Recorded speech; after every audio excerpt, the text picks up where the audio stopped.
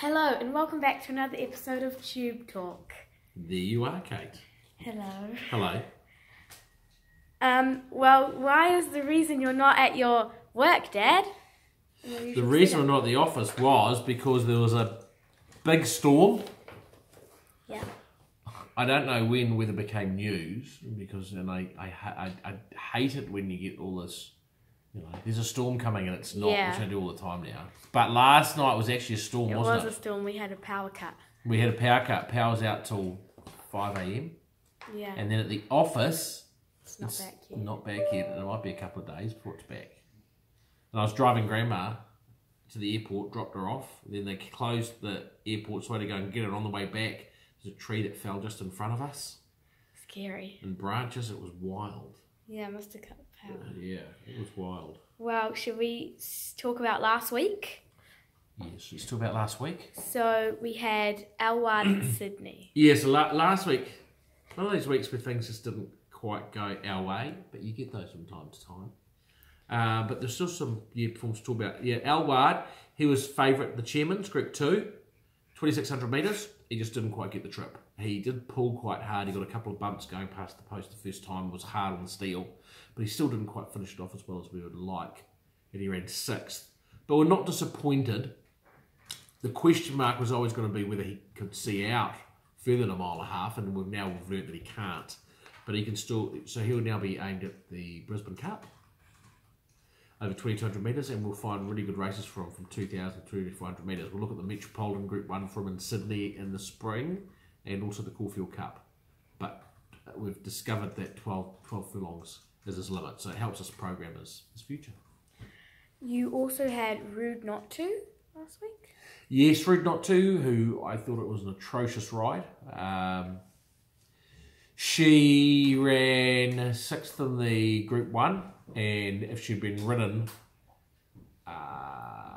well or ridden normally, then I think she could have run the first 3.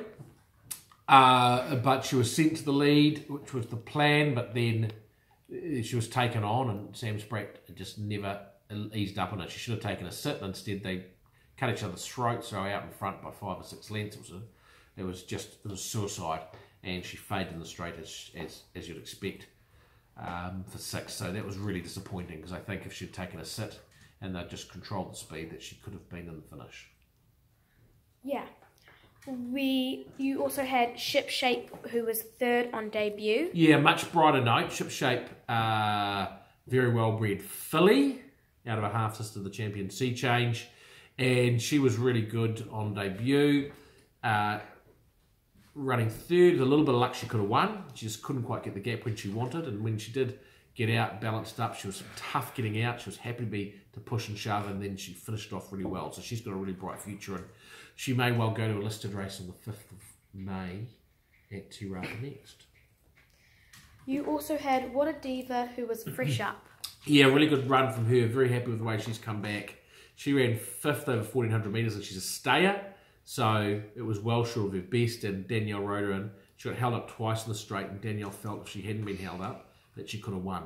So really good run, really looking forward to her in this preparation. She's an interesting horse. Like she actually was a very late starter. She was slow mature and a very late starter. So I think in many ways she's actually only hitting her peak now. So she's going to be in for an interesting campaign. Now let's get into this week. So first up in Waverley, in race 4 on Thursday, we have Brahmarama and Rip Into Gear. Yeah, so Brahmarama, he's 4, he's been slow maturing. He hasn't raced since a 2-year-old, but he's always shown us a lot of ability. He won a trial going into this. He's got a nice barrier of 3. He hasn't raced for a long time, so he is going to need the run and prove for it. But he can show quite a bit of cheek. I think he can run really well, but he will improve for it. He's a definite top 3 chance. Then we also have Rip Into Gear. Oh, Rip Into Gear, sorry. So Rip Into Gear will be interesting to see whether she runs or not. She's drawn wide, and she's trialled up well, and she's going really well. But just with the wide barrier drawn, and if the track downgrades a little bit, we might scratch her and wait for a week. and go to Woodville. But we'll just wait and see on her. If she does run, we'll probably ride her back and give her the opportunity to run home. She's coming up well. Cool. And then in race 8, we have Black Sav. Black Sav, she's being sold at the May Brood Mare sale. She's having 2 or 3 runs before being sold. She's drawn Barrier 8. It's a slow 7 track. If it downgrades, she won't run. She's not going to be much good on a heavy track, so we'll just wait and see what happens there. If she does run, expect a nice race, but she'll improve for it. It's more of an improving run for her, but I think she's a doubtful starter. Then in Rotorua on Friday, in race 6, we have Darcy Palmer. On debut, 3-year-old. He's debuting late because he had an injury, and he's had to recover from that. His last trial was good with Jake Bayliss in the saddle. He ran second. Jake takes the ride. The track should be slow, which I don't think will bother him too much, and I think he can run a really nice race. I think he's a top 3 chance. Then in race 7 we have Zapper. Yeah, Zapper, 3rd fresh up at Matamata. Danielle Johnson on board. Track conditions should suit. She'll be improved for that first up run. We did dice about whether to go 12 or 1400. So she's running, I think it's 1215 or 1230 metres. It's one of those funny distances. But on a track with a bit of give in it, probably 1200 is better than going 14. And she's a distinct winning chance. Cool. And then on Saturday in the Waikato, in race 1, we have Top Actress. Top Actress dropping back from 2200 to 1600 metres. Not by design. The 2200 metres last start did suit her, but there's just a lack of staying race at the moment, so we've freshened her to go a mile, and then she'll step back up. She's got a really good barrier draw of 1. Probably better right-handed than left-handed, but barrier 1 should mean that she finds the rail, holds the rail, hopefully sits 3rd or 4th, Alicia Collett in the saddle, and is a definite chance.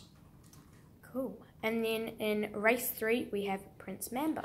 Yeah, Prince Mambo is on his last chance. He needs to do something or he'll be retired. We just feel his last couple of runs, he hasn't quite got the rub of the green. Last start, he only got out late in the piece. It was just warming up, so we've wanted to try him over ground. So he runs over 2100 metres. He's got a nice inside draw.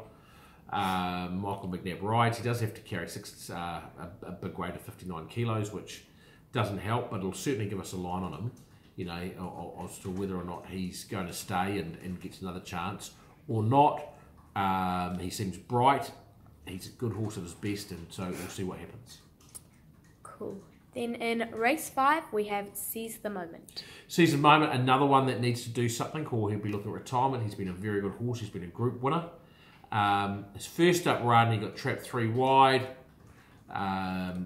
Didn't run on. We were expecting a better run from him. This start, he's got the gear going back on over 1400 metres. Blinkers going back on. He's got an inside draw, so should be able to set up reasonably handy. Michael McNabb rides, who's ridden him before, knows him well. Track conditions should suit. It's left-handed. The only problem is he's got to carry 60 kilos, which is quite unbelievable that he's top weight. That's the question mark for him, but certainly hoping to see a much better performance from him. Then in Hawke's Bay on Saturday in race 7, we have Mighty Solomon. Mighty Solomon fresh up. A good barrier draw again, barrier 1, over 1200 metres. Probably just a fraction short of his best distance. 1400 is probably better for him. Barrier 1 again, that'll suit him if he can jump and sit sort of 3rd or 4th. There's a lot of speed in the race. He can probably finish it off well. Again, he's got a bit of weight well, not huge weight, but he's got 57 kilos to carry. He'll improve for his fresh up run though. He'll improve for this run, and then we'll step up to 1400 metres. Awesome. And now it's time for Bet of the Week. So I should say, Kate, before we tell the Bet of the Week, last week's Bet of the Week. Yeah.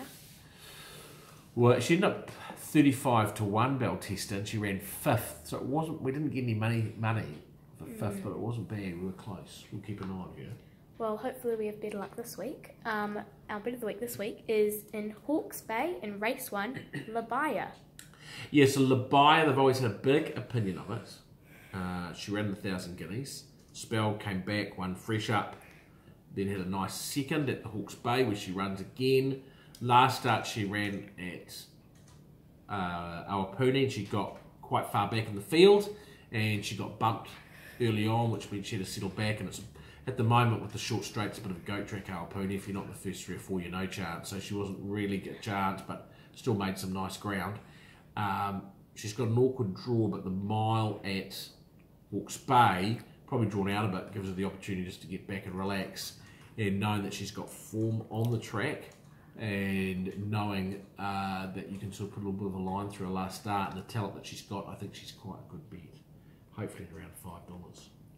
Well, that wraps things up for Tube Talk this week. It does. Thank you, Kate, for filling in, and It's okay. we will talk to you next week. Bye. Bye.